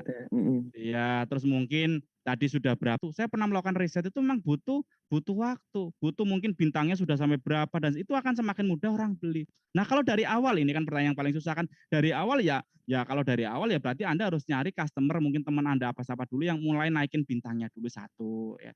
Minimal dia itu ngasih review, taunya review baik itu bintang 1, waduh, ya udah langsung drop itu kan ya, karena dia kan taunya bintang 1 ya bintang paling bagus itu kan. Ternyata kita jelasin, waduh saya nggak tahu, jadi yang beli nggak tahu, tapi ya nggak apa-apa, tapi benar-benar jadi pastikan mungkin jual ke teman dulu terus suruh ngasih bintang, itu ya strategi mungkin saya katakan agak nggak natural, tetapi ya itu saya akan dilakukan ya. Gunakan ke teman untuk mulai, tetapi dengan pelan-pelan, dan pastikan ingat loh ya, kalau online itu kan benar-benar harus dijaga kualitas ya. Kalau ada orang nanya, chatnya secepat mungkin, jawab sebenarnya. Orang itu malas lihatin, biasanya kan lihat dulu ini chatnya balasnya berapa, balasnya 2 hari ya, orang pasti malas ya. Jadi sebelum Anda tanyakan orang, gunakan tools tadi, design thinking. Coba tanyakan pada diri Anda, kira-kira kalau saya mau beli itu seperti apa? Orang lain pun akan sama seperti itu. Sehingga jawabannya persis tadi. Bagaimana cara agar penjualan online terlihat menarik? Ya pertama tadi pastikan itu, terus desain produknya difotokan yang bagus. Kalau Anda foto bisa 360 atau foto kiri, foto kanan, tetapi penting jangan menipu juga ya. Misalkan produknya bagus, setelah dibawa pulang, ya ada orang ya kaos bagus, ya foto kaos ternyata setelah dijual dapatnya kaosnya misalkan jelek, atau itu sering terjadi kan ya. Ya kalau Anda bisa mengkomunikasikan, kalau sudah terjadi ya sampaikan dengan baik. Intinya pesan saya kalau jualan online, CS itu luar biasa. Saya belum punya pengalaman banyak di situ. Gitu ya. Tetapi kalau dari saya melakukan riset dengan Mahasiswa Teknik Industri, salah satunya tadi bintangnya, cara jawabnya, rating tadi dan macam-macam, dan pastikan customer service-nya itu lebih penting. Pelan-pelan deh karena butuh reputasi. Itu kata kuncinya. Terima kasih. Oke, terima kasih Pak Haryanto. Mungkin ini ada pertanyaan selanjutnya untuk Mbak Kale. Oh iya, ini dari Anonim. Assalamualaikum warahmatullahi wabarakatuh. Izin bertanya, bagaimana kriteria produk yang bisa di-online-kan dan seperti apa contohnya? Terima kasih. Wassalamualaikum warahmatullahi wabarakatuh. Oke, ingat ya. Jadi saya masih ingat ya. Saya selalu dulu ketika kelas Guru Sonata mau ngomong, sampaikan kepada mereka, tolong ya jangan semua di Tokopedia kan. Misalkan butuh waktunya kan, kadang Tokopedia kan butuh pengiriman atau lokasi dan sebagainya. Jadi kenapa harus ya mungkin Tokopedia boleh, tetapi cari skup yang mungkin yang membeli sedikit. Saya punya mahasiswa yang sedang memikirkan produknya bagus, tetapi keluar kota itu masih ada masalah. Dia pikirkan cara casing dan sebagainya. Sehingga bagaimana kalau menjawab kriteria apa ya, Anda lihat yang rata-rata kalau saya lihat di Tokopedia jelas produk-produk itu produk-produk yang memang nggak butuh ditampilan di pinggir jalan. Tetapi kalau kayak beli laptop mulai ke Tokopedia, ketika yang siapa customernya, mereka yang nggak perlu lagi garansi, misalkan mereka yakin lah laptop juga sekarang seperti barang habis pakai lah itu kan. Tapi ketika orangnya masih menginginkan garansi, kayak saya pasti jarang sekali beli laptopnya ke Tokopedia, saya mending beli ke agen di Jogja, naik 200.000 nggak apa-apa. Jadi Anda harus pastikan, harus tahu dulu kira-kira apa ya. Atau mungkin bisa jadi karakter barang Anda memang di daerah itu nggak ada. Misalkan Anda membuat sebuah produk dari laser cutting, di daerah Kalimantan nggak ada, itu peluang misalkan jual ke sana juga. Ya. Jadi nggak ada rumus bakunya. Kalau saran saya sekali lagi lihat ya, kira-kira produk Anda apa ya, apa produk Anda yang mau dijual apa, lihat di Tokopedia ada nggak. Kalau nggak ada belum tentu itu peluang juga, tapi bisa juga peluang. Kalau produk Anda nggak cepat basi, nggak cepat apa, yakinlah nggak apa-apa. Tapi ingat, kalau produk Anda langsung rilis ke sana, ya siap-siap ya di Tokopedia ya. sekali produk Anda rilis, Anda berarti sudah mengopen bahwa produk Anda siap ditiru. Ya, itu ya. Jadi kalau Anda siap ditiru ya monggo. Kalau Anda nggak kuat inovasinya pasti akan kalah nanti dengan toko gede yang terus dia mungkin segera inovasi dan sebagainya. Sehingga memang bukan hal instan ya. Saya jawabnya juga nggak bisa langsung dan bukan langsung bisa memberikan solusi, tetapi saya akan memberikan cara-cara ya tools-tools yang Anda bisa gunakan dan modifikasi. Gitu, Mbak Salma. Oke, terima kasih pertanyaan dan jawaban. Ya, agar memaksimalkan profit yang ada, bagaimana cara real menentukan harga awal yang pas buat suatu produk yang akan kita jual agar supply dan demand seimbang? Minta tolong pada Pak Herianto. Oke, ini kok tambah harga ya. Jadi ini kayak, aduh, ini kayak di sidang ini saya banyak sekali pertanyaannya keluar dari tema. Tapi nggak apa-apa lah. Jadi saya berbagi. Ingat ya, jawaban saya belum tentu betul ya. Tapi ini dari pengalaman saya ya. Bagaimana tuh bagi saya kadang rugi nggak apa, yang penting saya punya ilmu tambahan. Jadi ada hal-hal yang tangible, yang intangible. Jadi Anda harus berpikirnya di situ. Ya, jadi ketika Anda buat produk menjual juga harus berpikirnya jangan cuma tangible, ada intangible ya. Ketika Anda jual produk, nggak apa-apa murah dulu. Ya, untuk naikkan rating. Kalau Anda perhatikan barang-barang di tong, Anda kalau cara mudahnya Anda pergilah ke nasi kucing. Di sana itu nasinya murah, tetapi minumnya mahal. Superindo semua toko itu seperti itu. Jadi sama juga ketika Anda jual produk, pertama ya di Tokopedia tadi nyambung yang tadi juga, Anda harus punya produk-produk yang memang untuk narik ya, murah gitu kan ya. Nah, tetapi kemudian ada produk-produk yang profitnya bagaimana ya Anda atur. Ya. Oh, produk ini sengaja saya ada 10% produk ini saya gunakan untuk mancing sehingga keuntungannya bisa jadi 0. Enggak apa-apa, tetapi Anda dapat follower, dapat orang yang memberi review, itu jadi modal besar untuk untungannya bukan tangible tetapi intangible. Nah, produk yang lainnya yang menurut Anda penting itu yang terus di boost harganya. Gitu ya. Karena apa, kadang trennya kalau kita beli di Tokopedia kan satu toko untuk semuanya kan. Ya, sehingga nggak kerasa, oh ini murah, terus dia beli-beli lainnya. Anda tahu sendiri, Anda butuhnya apa aja. Kadang orang itu lupa, nggak memikirkan tempat, nggak memikirkan listrik, nggak memikirkan apa, tenaga, dan sebagainya. Jadi saya kadang juga menyayangkan, misalkan di Tokopedia itu ada yang perang harga, ya nggak apa-apa, itu karena memang tujuannya itu nggak ada masalah ya, silakan ya. Jadi ada yang memang sengaja untuk merusak pasar, ada yang memang dia, oh daripada nggak kejual, ya udah dijual aja juga ada. Monggo Anda mau ikuti yang mana ya. Karena ada yang memang jual, ya misalkan saya di 3D printing, untuk ada yang 3D printing sampai Rp500, apakah salah? Ya monggo, karena memang dia nggak butuh untung. Gitu kan ya. Kalau kami stick dengan harga yang memang untung, sehingga nanti bermainnya dengan kualitas. Terima kasih. Oke, terima kasih Pak Herianto atas jawabannya. Untuk pertanyaan selanjutnya, Mbak Kale. Oke, ada pertanyaan lagi dari Anonim Entrepreneurship. Oke ya. Wah, ini sekarang ternyata yang menarik entrepreneurnya ya. Yang memulai suatu usaha paling enak ya mulai gitu kan. Jadi nggak ada. Ya tadi kan anyone can steal your idea but cannot steal your execution gitu kan ya. Ide ojek itu dari dulu ada nggak? Yuk ada, ya kan. Tetapi kenapa setelah jadi Gojek baru luar biasa? Baru kita, ya kayak gitu kan gampang. Ya karena udah dieksekusi. Ya, orang pengalaman lah, kapan akan berpengalaman? Misalkan syarat untuk berwirausaha harus pengalaman, ya kapan pengalamannya kalau nggak nyoba? Gitu. Nyoba aja, ya. Nyoba, nanti gagal itu biarkan. Nanti Labdesk Pro itu pentingnya mentor. Jadi cari mentor, ya mungkin kalau mahasiswa bisa di mentoring dosen atau siapa di mentor. Ya, di mentoring ya, mulai pesan saya, jadi mulai, dan ingat tidak ada yang ya nggak ada cara instan ya, dan ingat jangan percaya dengan instan ya. Jadi misalkan di pinggir jalan trading sukses, bayar investasi 5 juta, saya yakin tetap akan nggak mungkin semuanya sukses ya. Mungkin ada yang sukses ya. Anda misalnya beli buku awal, silakan lihat buktinya apa. Di kuliah kewirausahaan saya sampaikan nggak ada cara sukses untuk jadi wirausaha. Ya kalau ada orang sudah garamu bayar 1 juta pun saya mau, asal jelas saya akan sukses, tetapi nggak ada. Siapapun ngomong itu pasti hanya ngomong kisi-kisi yang itu sebenarnya hampir sama. Tinggal kita mengolah kayak tadi. Saya senang dengan slide-nya Pak Alfa. Sudah ada di mana-mana, Anda kreatif. Oh, dari mentor A ngomong ini, mentor B kita gabungkan, ketemu ya.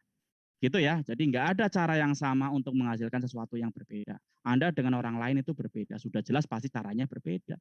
Gitu ya. Kunci singkatnya mulai. Gitu Mbak Salma. Oke, yang penting mulai dulu aja ya Pak ya, eksekusi baru kita akan dapat pengalaman. Oke. Betul. Terima kasih Pak Herianto. Kalau ada yang mau tanya langsung juga boleh ya, nanti kalau udah habis ya. Ya, kasihan barangkali ada yang mau hand raise hand. Ya, silakan. Saya lanjut Sudi. Strategi marketing yang jitu biar usaha yang kita rintis itu lebih dikenal, apalagi di masa pandemi saat seperti ini. Oke. Jadi ini ya, jadi Mas Zumarul ya, enggak Mas Atau. Jadi lihat ya, jadi strategi, jadi yang jitu tuh sekali lagi jitu-jitu tuh pokoknya cepat jitu tuh ya kita harus berinovasi. Kalau saya nggak bisa ada satu tools nggak bisa dipakai untuk semuanya ya. Bisa jadi berbeda ya. Dan ingat, apakah hanya dikenal kan nggak cukup kan ya. Anda saya yakin jangan enggak gini loh. Anda nggak usah pikir harus dikenal. Yang penting kan profitnya banyak, omsetnya besar. Anda mungkin nggak dikenal, saya yakin banyak kita yang nggak kenal, tapi dia ternyata bisnisnya jalan. Ya. Sehingga caranya bagaimana? Anda sesuaikan, misalkan Mas Mufadul itu produknya apa, Anda harus tahu dulu, kenalin produknya. Ya, tiap produk itu punya cara masing-masing. Ya, tiap produk itu punya strategi marketing masing-masing. Ya, bisa price-nya, strateginya, ya, bisa marketingnya, ya kan. Sehingga inilah gunanya.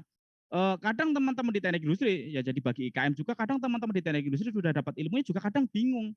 Makanya inilah pentingnya. Jadi teman-teman di teknik industri itu punya ilmu tapi bingung, maksudnya nggak tahu ini mau ngapain. Di IKM tahu kebutuhan tapi nggak tahu ilmu. Maaf ya, maksudnya bukan nggak tahu tapi belum tahu. Makanya ketika puzzle ini diklikkan, ada ilmu nggak tahu aplikasi, ada aplikasi belum tahu ilmu, gitu ya. Jadi bertemu, nanti akan ketemu sehingga cara bagi-bagian biar dikenal dengan situ mungkin harus disesuaikan. Saya nggak bisa ngomong itu ya, Mas Mufadul ya, mungkin bareng-bareng ya. Saya juga bukan karena saya apa yang saya katakan, saya lebih ke arah ya ayo mentoring lah, kita bareng-bareng nanti di lab product design, nanti ketemu mahasiswa. Intinya saya lebih apa yang ingin saya sampaikan, mari kita berkolaborasi. Jadi jangan semuanya tiru dari saya, karena nanti kalau hanya niru dari saya, Anda nggak bisa berkembang karena bisa jadi caranya berbeda. Kami ingin mengajari tools-toolsnya bareng-bareng yang bisa dipakai. Jangan-jangan Anda bisa jadi lebih tahu, lebih bermanfaat. Ya, ternyata manfaatnya luar biasa. Gitu ya. Jadi ketemulah, berkolaborasilah. Saya yakin akan ketemu ide yang menjawab apakah ketemu jawaban untuk pertanyaan-pertanyaan Anda. Untuk masing-masing bisnis mereka. Betul. Ini ada pertanyaan selanjutnya, silakan Mbak Kali. Ini di kolom komentar Pak Heri, dari Trisnawati. Untuk makanan basah kan marketplace di Shopee, Tokopedia itu tidak cocok. Salah satunya menggunakan GoFood, GrabFood, dan lain-lain sebagainya. Apakah ada cara publikasi khusus agar akun kita dapat diketahui customer? Ya, cara seperti itu. Tapi saya belajar. Saya kan senang kuliner juga. Di Jogja itu banyak sekali program-program ternyata dari dinas atau apa yang memberi bantuan dana itu. Jadi saya senang sekali ada satu kayak pecel lele ya, dia jualan di pojok ya nggak terlalu pinggir, nggak terlalu itu, tetapi dia tuh luar biasa, datang ke sana langsung dia Mas kalau beli gocak ke sini aja, udah kita kasih gratis dan sebagainya. Ternyata dia disupport oleh Pemda ya. Jadi Anda tolong ya Bapak Ibu siapapun yang yang lagi mungkin masih merintis atau apa, dana-dana ternyata banyak itu di Pemda atau apa yang mensupport mungkin untuk memberi kiriman gratis, membantu mungkin diskon dan sebagainya gitu ya. Jadi ketika karena sekarang banyak sekali orang-orang yang kadang pertama di awal-awal itu nyarinya pasti kalau Anda baru buka toko itu, kalau Anda nggak punya kelebihan apa-apa, entah diskon ongkir, produk diskon atau apa, itu pasti biasanya nggak dilirik. Sehingga ke sana. Sehingga tadi pertanyaannya bagaimana cara kita mendapatkan yang belum, ya tadi harus masuk ad biasanya pertama, atau nyari orang-orang yang mungkin teman Anda suruh bayar makan gratis, tetapi dia memberikan komentar. Itu juga dilakukan. Saya belajar, kenapa ramai banget? Iya, ini pokoknya tim Grab saya di sini tuh dia itu makan pokoknya setiap kali itu makan, memang ya nggak normal. Oke, saya katakan sekarang memang semuanya nggak normal. Pasti ada endorse, ada teman-teman yang memboost up atau apa macam-macam. Gitu Mbak Salma jawaban saya. Oh iya, terima kasih Pak Heri. Mungkin untuk Bu Trisnawati, apakah sudah menjawab atau ada tanggapan? Ya, terima kasih atas pertanyaannya. Mungkin bisa dilanjut, Zu? Oke, untuk pertanyaan selanjutnya, UMKM apa sih yang paling menjanjikan? Saya buat sendiri gitu ya, jadi enggak. Jadi memang kayak gini tuh nggak ada gitu kan, kita nggak tahu ya. Siapa sih yang nyangka Bluebird akan tunduk juga, dan bukan tunduk ya, tapi masuk juga ke grupnya ke Gojek dan sebagainya, karena memang perubahan selalu terjadi. Sehingga kalau ngomong panjang itu nggak akan, ya kita belum tahu ya kan. Jadi apalagi sekarang itu trennya kayak depannya kalau saya ya, tapi itu nggak terlalu cocok dengan, kalau saya itu kalau memang kita akan mulai ada dua cara. Kalau memang Anda bisa nyari investor atau apa silakan ya. Kalau saya sih mulai dari, saya sering diskusi itu mulai dari yang kita, jadi ada cara memulai satu follow ikutin customer. Jadi ikutin sekarang itu customer lagi sukanya misalkan squid itu ya panggang atau apa misalkan ikut situ gitu kan ya. Kan sekarang lagi Squidward itu kan ya apa itu ya. Jadi Squid Game itu kan ya. Jadi nanti diplesetkan jadi makanan squid itu kan itu contoh itu kan ya. Atau apa yang lain. Tadi follow customer atau mungkin follow friend maksudnya ngikutin ini saya ngambil dari itu ya. Jadi ikutin misalkan teman Anda itu lagi dia sukses produknya apa Anda ikutin ya. Atau ikutin hobi kalau saya paling senang itu yang nomor 3 ini. Anda punya hobi apa? Anda hobinya masak ya jangan tanggung-tanggung. Ya, saya dulu ketika sekolah misalkan ya senang pas masak ya istri saya masak ya akhirnya saya sekaligus jualan masak makanan halal itu ya contoh ya. Karena mimpi saya mau sederhana yang penting saya makannya gratis ya itu aja kan. Jadi sederhana tetapi ternyata dapat keuntungan. Ya jadi coba Anda buat apa saya jangankan dibayar, wong kita mengeluarkan uang aja dijalani. Anda hobi futsal misalkan pasti datang akan bayar, apalagi Anda suruh futsal dibayarin, pasti akan lebih datang. Kalau kita bisa mencarikan bisnis yang seperti itu, ide-ide yang kita bisa mendapatkan uang dari yang kita lakukan dengan cinta, itu jawab idenya apa, tetapi saya sarankan mulailah dari Anda lihat yang sekitar Anda, atau Anda mulai dari yang Anda suka, jalankan. Itu aja. Oke, terima kasih banyak Pak Haryanto. Mungkin ini ada pertanyaan yang baru muncul. Bisa disampaikan Mbak Kale? Oh iya, dari anonim ini ya. Semisal modal kita terbatas, bagaimana cara kita menentukan apakah produk kita membutuhkan inovasi produk atau ternyata hanya membutuhkan marketing tambahan? Ya. Jadi gini ya. Jadi ketika kita punya sebuah produk, makanya saran saya itu jangan sendirian ya. Jadi jangan sendirian, ajak teman, ajak co-founder ngobrol, terus tes aja. Ya, jadi sebenarnya yang dibutuhkan itu inovasi produknya atau mungkin inovasi di marketingnya atau apa tes saja. Ya, jadi coba Anda punya produk, misalnya Anda membuat sebuah mie ayam rasa apalah ya, rasa stroberi misalnya atau apalah ya. Coba buat misalkan Anda buat sebuah produk itu kemudian dites. Oh ternyata udah cukup tetapi mereka ini kayaknya udah mulai perlunya di marketing. Jadi Anda memang harus pilih kira-kira mainnya di mana. Dan marketing paling enak sebenarnya teman Anda sendiri terus teman Anda terus orang yang beli pertama kali itu jadikan dia itu sebagai marketer awal. Ya jadi kalau masih awal-awal itu paling enak itu. Mulainya dari lingkungan sekitar dulu. Kecuali Anda hati-hati ya. Jadi jangan sampai Anda sudah terjun payung itu hati-hati, terjun bebas itu hati-hati.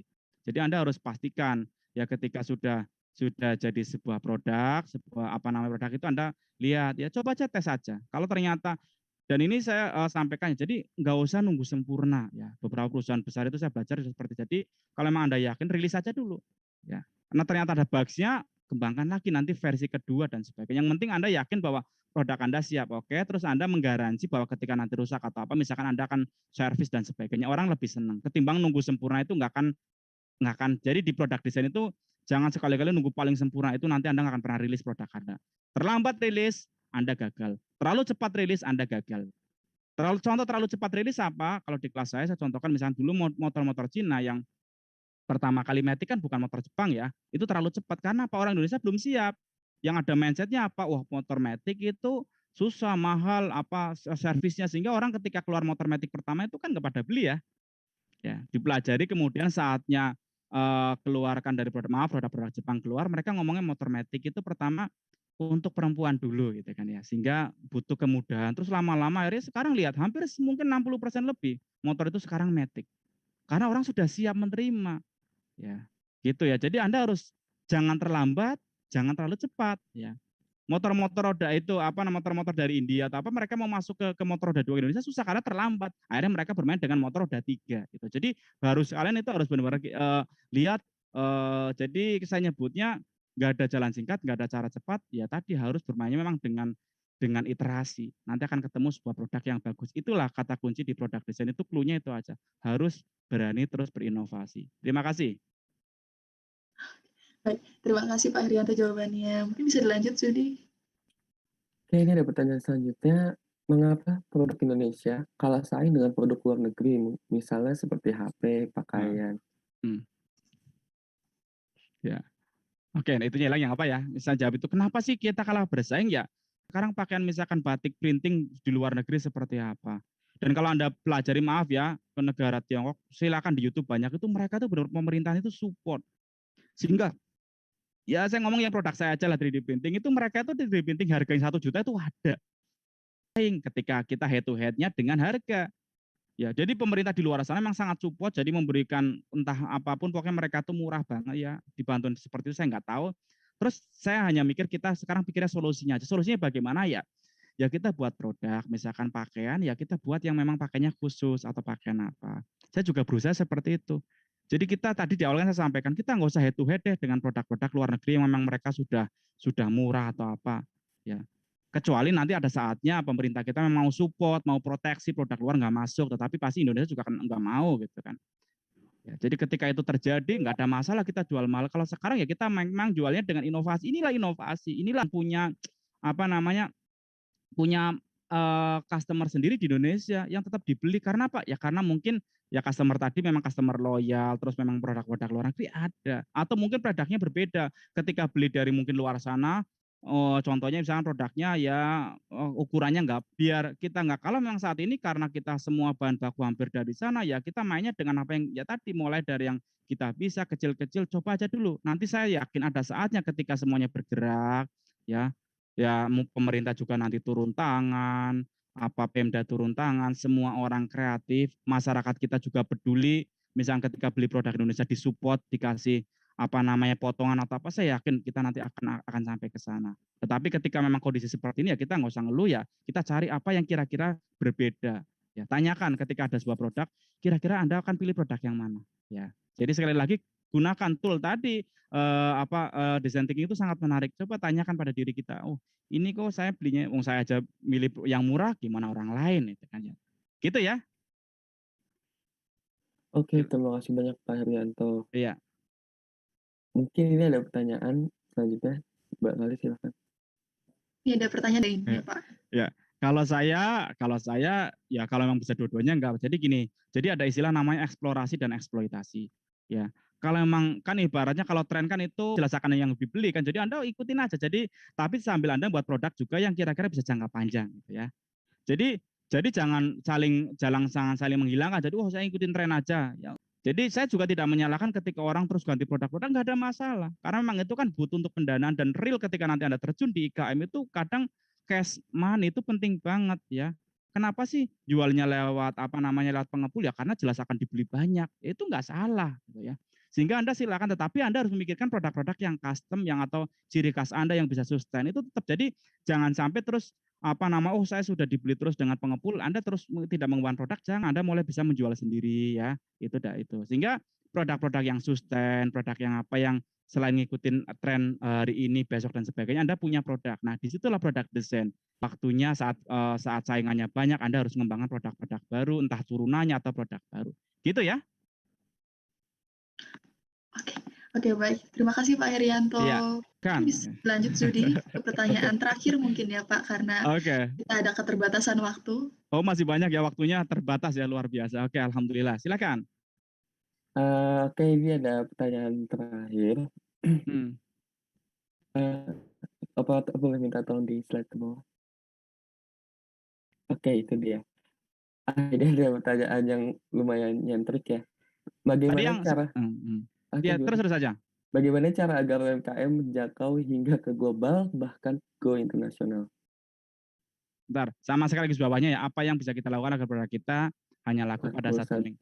Ya, boleh. Ya, oke ya.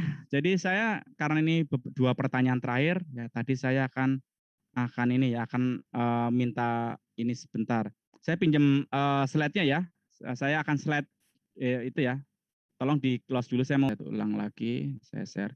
Ini biasa dipakai kita ketika membuat produk, misalnya kompetitor pasti akan datang. Ya, Anda harus siap dengan produk yang turunannya ya, produk kedua. Produk kedua caranya bagaimana bisa extension, bisa di sini Anda sebelum ini turun, Anda buat produk baru lagi di sini ya. Jadi selalu itulah gunanya desain produk. Jadi kalau Anda perhatikan, misalkan Honda atau motor apapun sebelum dia produknya mulai mentok, dia akan buat produk baru lagi turunannya terus ya. Ya, ada yang suka Scoopy, ada yang suka Beat, ada yang suka Vario, ada yang suka Supra X dan macam-macam deh, silakan. Ya, itu dalam rangka apa? Dalam rangka terus menurunkan produk. Ya, bagaimana biar go internasional? Kalau go internasional itu Anda juga harus tahu customer luar negeri seperti apa. Banyak contoh jadi kecil ya. Jadi ini alumni teknik mesin dan industri juga. Jadi dia itu hanya menjual produk sederhana, ukiran atau apa, tapi bisa ke internasional. Kenapa? Karena internasional di sana itu nggak ada, barangnya susah. Ya. Jadi coba Anda harus cari orang internasional itu sukanya apa. Mereka sukanya natural, alami, tradisional, dan sebagainya. Anda harus mainnya di sana. Kalau mau saing di sana, cara saingan paling mudah adalah Anda cari yang custom Indonesia. Ya, misalkan buat wayang yang bisa apa, itu orang luar seneng. Ya, atau produk-produk yang tradisional yang laptop atau apa, maaf ya, misalkan itu mesti luar sana ya ada produk-produk yang itu, sehingga saingannya Anda harus lihat. Sehingga ini nih yang penting itu ini sebentar ya tadi. Ya, kita harus ini nih entar ya satu slide ini. Ya, ini slide. Semoga kelihatan ya. Ini itu apa namanya penting banget ya tadi saya lewatkan ya. Jadi Anda harus tahu ya ketika akan masuk ke pasar, maaf ya ini memang bahasanya Inggris, nanti makanya kapan-kapan mungkin ke Labdeskro akan diterjemahkan dengan lebih enak ya. Jadi semua customer kita itu akan selalu akan ada apa namanya ketika kita memberikan pelayanan itu servis kita itu ada yang puas, ada yang tidak puas, ada yang sangat puas dan sebagainya. Jadi ketika sebuah produk, pastikan produk itu harus ada yang namanya MASBI. MASBI itu wajib ada. Wajib ada itu maksudnya apa? Jadi misalkan saya membuat 3D printer ya wajib 3D printer itu bisa ngeprint, bisa ini dan sebagainya. Ya. Jadi ketika fasilitas itu enggak ada, itu ya jelas orang nggak akan mau beli misalkan ya. Terus ada fasilitas yang one dimensional yang dia itu semakin baik, nah misalkan semakin rapi produk saya, dia akan pasti misalkan Anda beli bakso, baksonya semakin banyak gitu kan. Bonusnya apa itu ya kan senang banget ya. Jadi tapi itu berkurang ya mengurangi dikit tetapi tidak langsung hilang. Ya tetapi ketika Anda jual mie ayam, ayamnya nggak ada itu atau apa minyak nggak ada kan pasti dia langsung wah ini namanya bukan mie ayam itu kan ya. Nah tetapi ingat saya paling senang itu ya semuanya bagus tapi saya senang itu di sini unspoken. Ya. Kadang customer kita itu nggak pernah ngomong. Saya itu senang kalau saya itu senang bermain di sini. Ingat ya customer itu ada yang nggak ngomong. Ya tetapi dia sebenarnya butuh. Ya. Tapi kalau kita bisa mencari customer yang tipe ini memang agak susah. Tetapi kalau kita bisa, ini seninya itu di sini.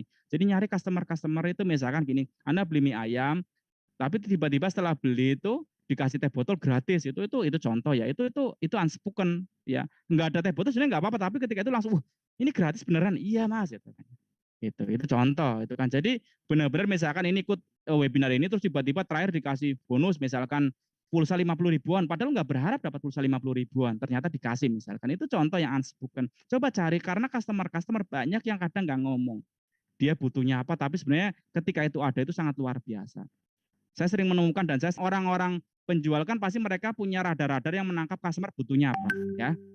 Ya, jadi semakin susah kita mendapatkan customer, kita akan senang karena kita bisa masuk ke customer saja. Jadi saya itu mencari bisa menjual ke dia. Ya, kalau customer yang ngomong pasti ada ada produsen lain yang datang ke dia yang nawarkan juga. Tetapi kalau customer itu nggak ngomong, bagaimana kita bisa bagus mendekati dia, itu akan jadi kelebihan kita. Terima kasih.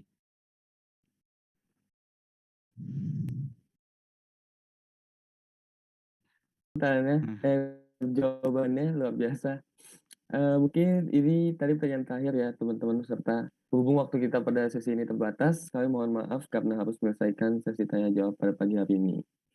Semoga sesi tanya jawab tadi bisa menjawab pertanyaan yang telah kami sekali lagi mohon maaf jika pertanyaan tersebut belum bisa kami jawab pada pagi hari ini.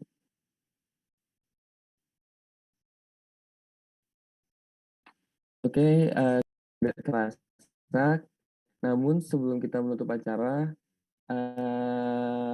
kami teman-teman selaku MC dan panitia minta maaf. Mohon maaf, kami teman-teman selaku MC minta teman-teman untuk menghidupkan kameranya untuk menghadiri sesi foto bersama. Kepada teman-teman panitia, kami minta tolong untuk bantuannya dalam mengambil foto. Oke, kita tunggu ya teman-teman peserta buat on cam beberapa menit.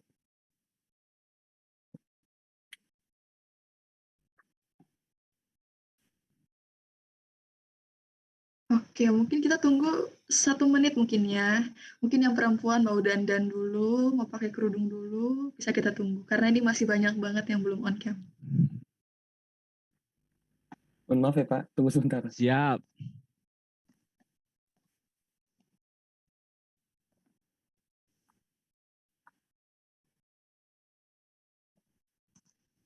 Oke, operator gimana?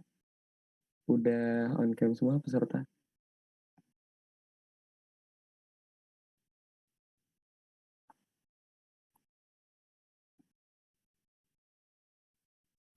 nanti kita foto 2 kali, jadi total dari 10 kali. Mungkin untuk yang slide pertama, saya hitung 3 detik, nanti silahkan pose paling cantik, paling ganteng ya. Oke, 1, 2, 3. Oke, yang kedua, 1, 2, 3. Oke, kemudian slide kedua, 1, 2, 3. Sekali lagi, 1, 2, 3. Kemudian slide ketiga, 2, 3. Oke. Mungkin karena slide keempat dan slide kelima tidak ada yang on cam. Itu ada Prof. Alfa barangkali mau closing ya, tambahin dikit. Oh iya, oke. Silakan Pak pakai Alfa. lagi. Ya, saya pikir acara ini adalah acara awal yang sangat bagus ya. Ini benar-benar bagus dan saya yakin ini ada manfaatnya dan menginspirasi teman-teman pelaku UKM, ya pelaku UMKM.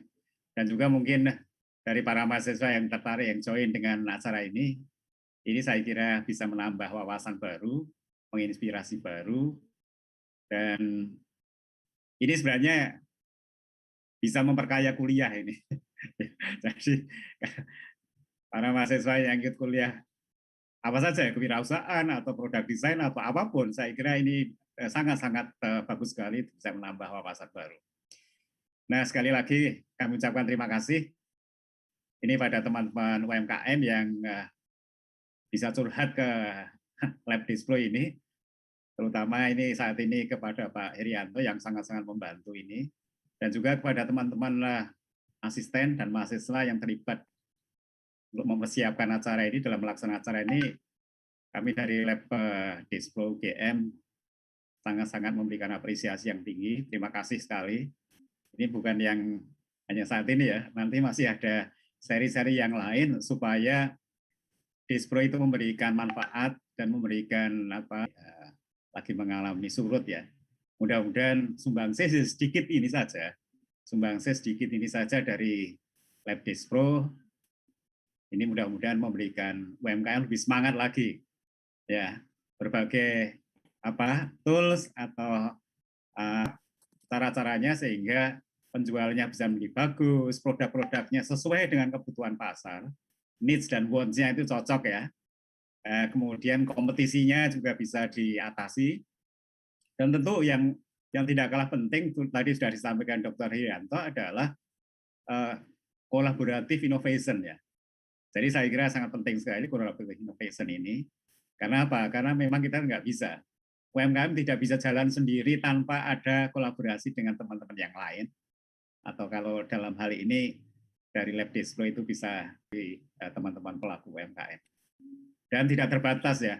Karena UMKM itu ada yang basisnya industri olahan, ada yang trading, tapi ada yang services. Jadi mungkin ada teman-teman UMKM yang ada tiga jenis tadi. Itu semuanya mengalami hal yang sama. Tetapi saya yakin bahwa kalau ada tetap semangat, kemudian berbagai cara yang bisa didapatkan dari berbagai sumber, itu saya kira UMKM kita masih bisa survive. Dan kita ingat, kita itu punya 260-an juta penduduk Indonesia loh. Ya toh, mulai dari bayi sampai kakek nenek kita itu semuanya adalah butuh produk. Ya, lepas apakah creativity dan innovation itu menjadi kunci ya untuk survival tadi. Saya kira itu ya, nanti ada giliran berikutnya nanti dari Dr. Budi Dharma atau Dr. Subagio atau Dr. Wangi, Dr. Heliansa, mungkin Dr. Budi Soleh dan teman-teman yang lain nanti akanlah berkontribusi di dalam sharing knowledge, sharing skill pada teman-teman UMKM ini. Saya kira itu yang bisa yang sudah bisa saya sampaikan kepada teman-teman UMKM, dan ini sebagai penutup saya kira ya, mungkin acara ini ya sudah ditutup. Saya kira itu, terima kasih. Assalamualaikum. Terima kasih Pak Alfa atas sambutan dan juga penutupnya. Dan terima kasih yang sebesar-besarnya juga kepada Pak Herianto yang sudah berkenan untuk meluangkan waktunya dalam mengisi acara workshop series kali ini untuk membagikan ilmu dan pengetahuannya kepada kita semua. Serta terima kasih juga atas antusiasme dan partisipasi dari teman-teman. Semoga webinar ini dapat memberikan manfaat buat teman-teman yang bisa diaplikasikan ke kehidupan teman-teman semuanya. Terima kasih. Untuk mengisi link feedback yang telah kami akan tunggu beberapa waktu bagi yang mungkin sudah di-spill juga dan akan dibawakan oleh pembicara yang tidak kalah hebat yang akan berbagi ilmunya dengan topik yang tidak kalah seru dan juga sangat bermanfaat. Oh ya, ini tadi sudah masih komplit ya.